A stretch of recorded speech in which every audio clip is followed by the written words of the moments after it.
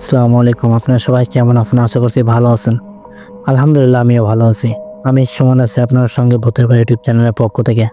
আমি বরাবরের মতো আবারও চলে এলাম আপনাদের মাঝে নতুন আরো একটি গল্প নিয়ে। আজকের গল্পটা খুবই ভয়ানক হতে চলেছে। তাই গল্পটাকে মিস করবেন না, সবাই আমাদের সঙ্গেই থাকুন। যাই হোক, আমি আর কথা বাড়াচ্ছি না, চলুন সরাসরি ঘটনায় চলে যাই। আমাকে ঠিকই যেভাবে ঘটনাটি পাঠিয়েছে আমি ঠিক ওইভাবে আপনাদের মাঝে প্রকাশ করার চেষ্টা করবো ইনশাআল্লাহ। চলুন সরাসরি ঘটনায় চলে যাই। আসসালামু আলাইকুম সুমন ভাই, আপনি কেমন আছেন? আশা করছি ভালো আছেন। আলহামদুলিল্লাহ আমিও ভালো আছি। আমি আবু বক্কর। এর আগেও একটি ঘটনা আপনাদের মাঝে তুলে ধরেছিলাম, এবারও আরও একটি ঘটনা আপনাদের মাঝে তুলে ধরলাম। যাই হোক, ছোট্ট একটি ঘটনা, আপনারা সবাই ঘটনাটি মনোযোগ দিয়ে শুনবেন। যাই হোক, আমরা কথা বলার এবং সরাসরি মূল ঘটনায় চলে যাই।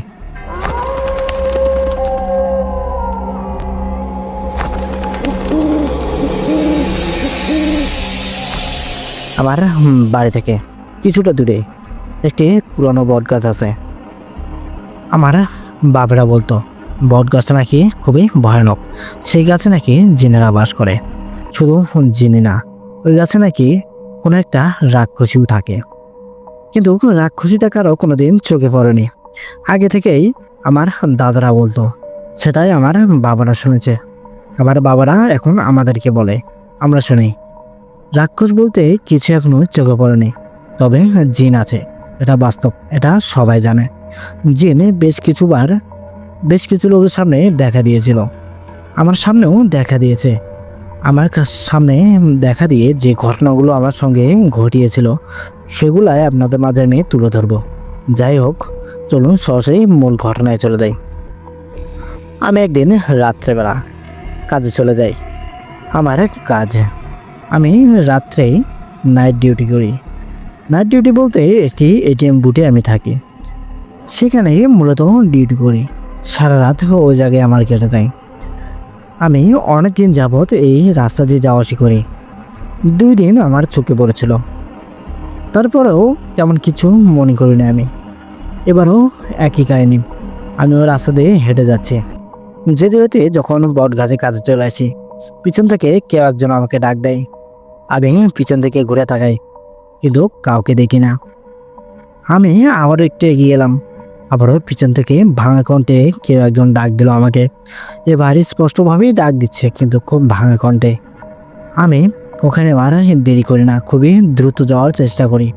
সামনের দিকে এগিয়ে যাচ্ছি, আমার যেন রাস্তা ফুরাচ্ছে না। আমি এই যে জোরে হেঁটে চলেছি, কিন্তু আমি সাইড দিকে তাকিয়ে দেখি বট গাছের পাশে দাঁড়িয়ে আছি। আমি তো হেঁটেই যাচ্ছি, কিন্তু খুব বট গাছটা আমার সঙ্গে সঙ্গে কেমন করে যাচ্ছে। রাস্তা তো আরও বড় হবে না, বট গাছটাও তো এগোতে পারে না। বিষয়টা অস্বাভাবিক। আমি বট গাছের দিকে তাকিয়ে আছি আর হেঁটেই চলেছি। দেখতেছি বট গাছে ওই জায়গায় আছে, রাস্তাটাও ঠিক ওই রাস্তায়। কিন্তু আমি তো হাঁটতেছি, কিন্তু সামনে থেকে এগোতে পারতেছি না কেন। বিষয়টা আমার যেন মাথার উপর দিয়ে চলে যাচ্ছে। এবার যেন আমার মনের ভিতরে ভয়টা আস্তে আস্তে বসে যাচ্ছে।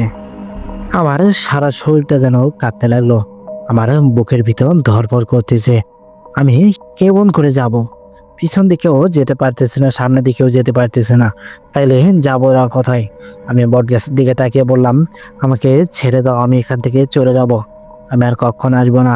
কিন্তু আমি যেন সামনের দিকেও এগোতে পারতেছি না, কোনো দিকে যেতে পারতেছি না, ঠিক ওই জায়গায় আছি। এই যে হেঁটেই চলেছি, কিন্তু রাস্তা ফুরাচ্ছে না। আমি কোনো মতেই, আমার মনে হলো এবার যেন আমি এক পাও এগিয়ে গিয়েছি। আমি আবারও এগিয়ে আনার চেষ্টা করলাম, আবারও আরেক পা এগিয়ে গেলাম। এরকম করতে করতে প্রায় 5-7 মিনিট পর আমি কিছু দূরে হেঁটে গিয়েছি। তারপরে আমার মনে হলো আমি হয়তোবা বেঁচে গিয়েছি, আমাকে ওরা ছেড়ে দিয়েছে। আমি দৌড় দিয়ে সামনের দিকে এগোতে লাগলাম। এগোতে এগোতে এটিএম বুথের কাছে চলে এসেছি। আমি ওখানেই দাঁড়ালাম। আমার পরবর্তী নাইট গার্ড যে আছে, সে আমাকে বললো, ভাই এত দেরি হলো কেন? আমি তো বাসায় যাব। আমি নাইট গার্ডকে বললাম, ভাই আমার একটু সমস্যা হয়েছিল, তারা একটু দেরি হয়ে গেল, এখন আপনি যেতে পারেন। তাই বলে লোকটিকে আমি পাঠিয়ে দিলাম। আমি ওখানেই এটিএম বুথের ভিতরেই বসে পড়েছি। আমার চোখে যেন ঘুম বাসা বেঁধেছে। আমার তো কখনো আমার তো কাজের সময় ঘুম আসে না, এখন কেন বা এত ঘুম আসতেছে, আমি যেন ঘুমেতে চোখ খুলে রাখতে পারতেছি না। এর ভিতরে পিছন থেকে কিছু একটা পড়ার শব্দ পেলাম। আমি খুবই দ্রুত বোট থেকে বাইরে বের হলাম। বের হয়ে দেখি কিছুই নেই, কিন্তু কিছু তো একটা অবশ্যই পড়েছে, যেটা আমি দেখতে পারতেছি না। আমি আবার বোটের ভিতরে ঢুকে পড়লাম। ঢুকে বেশ ভালোভাবেই ঠাইটা লেগে দিলাম। আমাদের এটিএম বুটের একটি নিয়ম আছে, যেটা হলো যে এই বুটের ঠাই বা দরজাটা বন্ধ রাখা যাবে না, শুধু লেগে দিয়ে রাখতে হবে যাতে কোনো কাস্টমার এলে সে সহজে খুলতে পারে। কিন্তু আমি একটু ভিন্ন ধরনের কাজ করেছি, কারণ আমার তো জীবন বাঁচাতে হবে। আজকে আমার সঙ্গে যেসব ঘটনাগুলো ঘটে যাচ্ছে এগুলা কোনো সময় ঘটেনি, তার কারণে আমার সেফটির কারণে সেই কাজটা আমার করতেই হলো। আমি দরজাটা বেশ ভালোভাবে লেগে দিলাম, দিয়ে ভেতরে বসে আছি।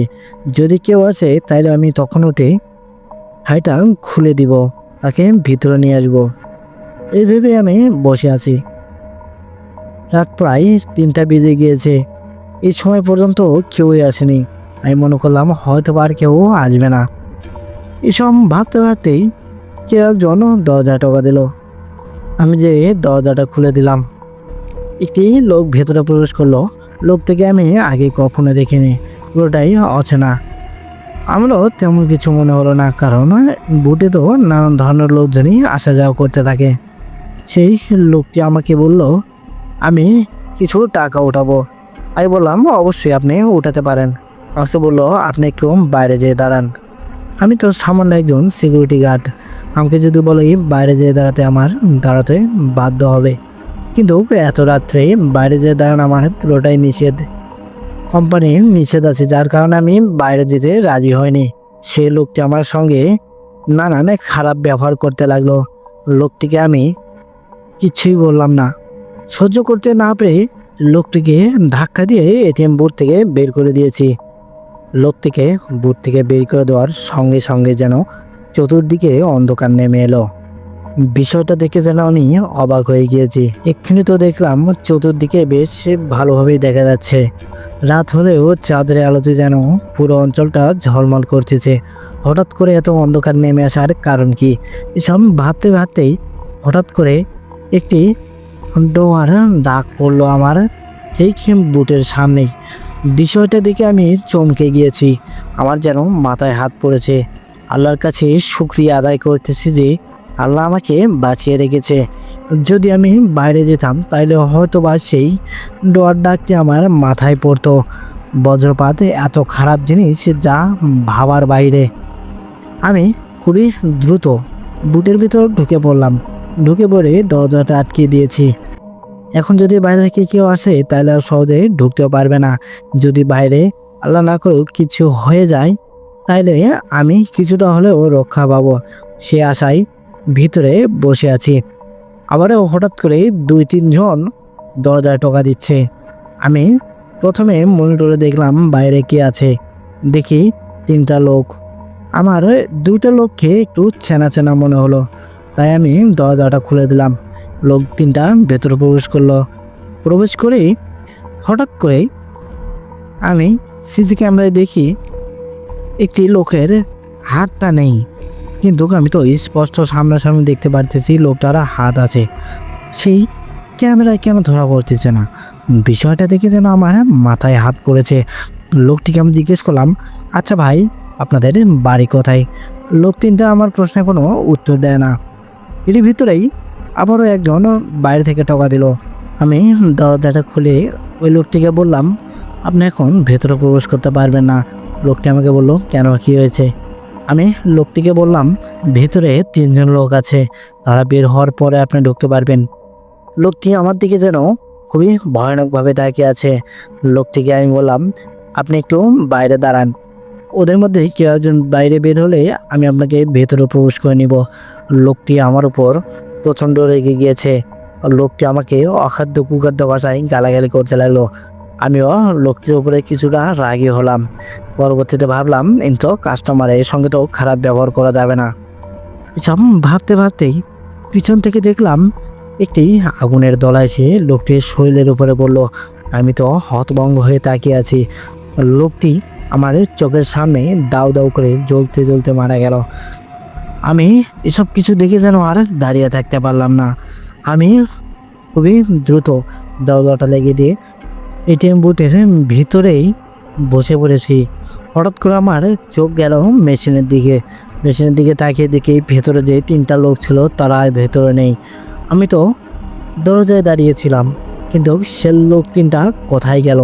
তারা তো দরজা দিয়ে বেরো হয়নি। আমিও তো গেটটি খোলা রেখেনি। এখানে তো ভেতরে ঢোকার বা বের হওয়ার অন্য কোনো রাস্তাও নেই। তাইলে লোক 3টা কোথাও উধাও হয়ে গেল। বিষয়টা ভাবতেছি আর যেন আমার মাথা চক্কর দিচ্ছে। আমি ঘড়ির দিকে তাকিয়ে দেখি প্রায় 4টার মতো বাজে। আমি সকাল হওয়ার অপেক্ষায় আছি। কখনই বা ভোর হবে, কখনই বা আমি এখান থেকে চলে যাব। আমি আল্লাহ আল্লাহ করতেছি আর দোয়া কালাম পড়তেছি। এরই ভিতরেই বাইরে কারো চিৎকার শুনলাম। আমি খুবই দ্রুত বাইরে চলে গেলাম। যে দেখি সেখানে আগুন ছিল, সেই আগুনটাও নেই। সেই লোকটি তো পুড়ে মারা গিয়েছে। তাইলে ওখানে তো কিছু না হলেও তার শার্টের একটা চিহ্ন থাকবে, তা পর্যন্ত নেই। আমার যেন মাথায় হাত পড়েছে। আমার আরও বুঝতে বাকি রইল না এটা সেই জিনদের কাজ। আমি কি করব? এরই ভিতরেই কিছু একটা শব্দ পেলাম এটিএম বুথের ভিতরে। এটিএম বুথের ভিতরে ঢোকার আমি অনেক চেষ্টা করি, কিন্তু ঢুকতে পারি না। ভিতর থেকে লক হয়ে গিয়েছে। আমি ঢুকতে পারতেছি না। দরজাটা খোলার অনেক চেষ্টা করতেছি, কিন্তু পারতেছি না। এর ভিতরেই হঠাৎ করে আমার চোখ পড়েছে একটি গাছের ডালে। গাছের ডালে দেখলাম কিছু একটা বসে আছে। এটা তো মানুষের মতো, কিন্তু কে মানুষটাই বা কে? আমি টর্চ লাইট মারলাম সেই মানুষের উপরে। আমি টর্চ লাইট মেরে যেটা দেখলাম, এটা দেখার জন্য হয়তো বা আমি মোটেও প্রস্তুত ছিলাম না। আমি জানতাম এটা কোনো খারাপ জিনের কাজ, কিন্তু আমি জানতাম না এই জিনিসটাই আমার চোখে পড়বে। আমি গাছের ডালে যেটাকে দেখলাম, এটা অন্য কিছু না, এটি মানুষই, কিন্তু তার মাথাটা ছিল না। বিষয়টা দেখে যেন আমি ওখানে জ্ঞান হারিয়ে পড়ে গিয়েছি। আমার যখন জ্ঞান ফিরল, আমি দেখলাম এটিএম বুথের ভিতরে আমি শুয়ে আছি। আর আমার কাছে আমার এই সঙ্গে যে লোকটি কাজ করে, আরেকটি গার্ড, সে আমাকে ভিতরে নিয়ে এসেছে। আমাকে বলতেছে, তুমি বাইরে কেন পড়েছিলে? তুমি বাইরে কেন বা গিয়েছিলে? কি হয়েছিল? তুমি জ্ঞান হারিয়ে কেন বাইরে পড়ে আছো? আমি আমার সে লোককে সব ঘটনা খুলে বললাম। সে লোকটি বলল, এটা তোমার মনের ভুল, অন্য কিছু না। হয়তোবা তুমি অন্য কিছু দেখেছো, দেখে জ্ঞান হারিয়ে পড়ে গিয়েছো। আমি লোকটিকে বললাম, আপনি বিশ্বাস করেন আমি সব সত্যি কথা বলতেছি। লোকটি আমাকে বলল, আমি কেমন করে বিশ্বাস করব? এটিএম বুথের ভিতরেও সব কিছু ঠিক আছে, বাইরেও তো কিছু পড়ার চিহ্ন পেলাম না, আর গেটটাও তো পুরোটাই খোলা ছিল, লাগানো ছিল না। তাইলে তো আমার কথা আমি কেমন করে বিশ্বাস করব? আমিও ভাবতেছি, হ্যাঁ এটাই তো বাস্তব। আমিও তো বাইরে কিছুই পাইনি, কিন্তু আমি তো স্পষ্ট দেখেছি সে লোকটি ওখানে পুড়ে মারা গেল। তাইলে সে লোকটি গেল কোথায়? আর একটি আগুনের ফুলকিও নেই। শুধু তাই না, একটু ছাইও পড়ে নেই সেই জায়গায়। আমি ওখানে আর কি বলবো? আমি ওখান থেকে উঠে খুবই দ্রুত আমার বাড়িতে চলে যাই। যে তার পরের দিন থেকে আমি আর কাজে যাই না। আমার 7 থেকে 8 দিন খুবই জ্বরে আমি বেহাল হয়ে পড়ে আছি। এর ভিতরেই আমার অফিস থেকে ফোন দিয়েছে। আমি অফিসে জানালাম আমি আর কাজে যাব না। তাই বলে আমি ফোনটা কেটে দিলাম। আমার বেশ কয়েকদিন বেশ ভালোই জ্বরটা কমে যাওয়ার পরে আমি ঢাকায় চলে আসি। তারপর থেকে তো আমি এখনো ঢাকায় আছি। আমি ছোট্ট একটি ঘটনা আপনাদের কাছে তুলে ধরলাম। আশা করব সোহান ভাই ঘটনাটি আপনাদের ভালো লাগবে। যদি ভালো লাগে তাহলে অবশ্যই সবার মাঝে ছড়িয়ে দিবেন। যাই হোক, আমার ঘটনাটি অলরেডি অনেকটাই বড় হয়ে গিয়েছে। ছোট্ট একটি ঘটনা বলতে চেয়েছিলাম, বলতে বলতে যে এত বড় হবে ভাবতেও পারিনি। যাই হোক, আমার ঘটনাটি আপনাদের কেমন লাগলো অবশ্যই পার্সোনালি আমাকে জানিয়ে দিবেন। আমি আর কথা বলাচ্ছি না, শুনবে আপনি। ভালো থাকবেন। আসসালামু আলাইকুম। যাই হোক, আবু বকর ভাইয়ের ঘটনাটি তো আমার অসম্ভব ভালো লেগেছে। আপনাদের কেমন লাগলো অবশ্যই কমেন্টে জানিয়ে যাবেন। এর আগেও একটি ঘটনা আমাদের মাঝে তুলে ধরেছিল, সেই ঘটনাটিও অসম্ভব সুন্দর ছিল। ঘটনাটি তো বেশ ভালোভাবেই আমি পড়েছি, পড়ে বুঝে শুনে আমি রেকর্ড করেছি। যাই হোক, আগের ঘটনাটি আপনারা বেশ মনোযোগ সহকারে শুনেছিলেন। এইবারকের ঘটনাও আশা করব আপনারা মনোযোগ দিয়ে শুনবেন। যাই হোক, আমি আর কথা বাড়াচ্ছি না। আপনারা সবাই ভিডিও দেখেন কিন্তু সাবস্ক্রাইব করেন না, লাইকের সংখ্যাও খুবই কম। অবশ্যই আপনারা লাইক দিয়ে যাবেন। আরেকটি কথা, আপনারা চ্যানেলটি অবশ্যই সাবস্ক্রাইব করবেন। শুধু তাই না, পাশে বেল আইকনটি তো অবশ্যই অন করে দিবেন, যাতে আমাদের পরবর্তী ভিডিও নোটিফিকেশন আপনি সবার আগে পেয়ে যান। আর একটি কথা, আপনাদের কাছে যদি এরকম কোনো ঘটনা থেকে থাকে তাহলে অবশ্যই আমাদের কাছে পাঠিয়ে দিবেন। আমাদের ইমেল বা হোয়াটসঅ্যাপে পাঠিয়ে দিতে পারেন। আমাদের ইমেল অ্যাড্রেস bhotebar00@gmail.com। আমাদের হোয়াটসঅ্যাপ নাম্বার 01962135608। আমাদের ইমেল বা হোয়াটসঅ্যাপে আপনার সঙ্গে ঘটে যাওয়া ঘটনাটি পাঠিয়ে দিতে পারেন। যাই হোক, আমি আর কথা বাড়াচ্ছি না, বরাবরের মতো একটি কথাই বলতে চাই, আপনারা সবাই ভালো থাকুন, সুস্থ থাকুন। আল্লাহ হাফেজ। কে কে তুমি? চিনতে পারছো না আমাকে? কে আমি? না, চিনতে পারছি না তোমাকে। কে তুমি? উত্তর দাও, বলো, তুমি কে? কে তুমি? অশরীরী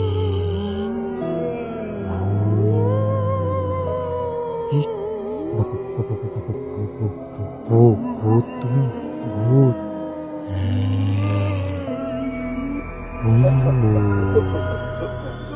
ভূতের বাড়ি, ভূতের বাড়ি।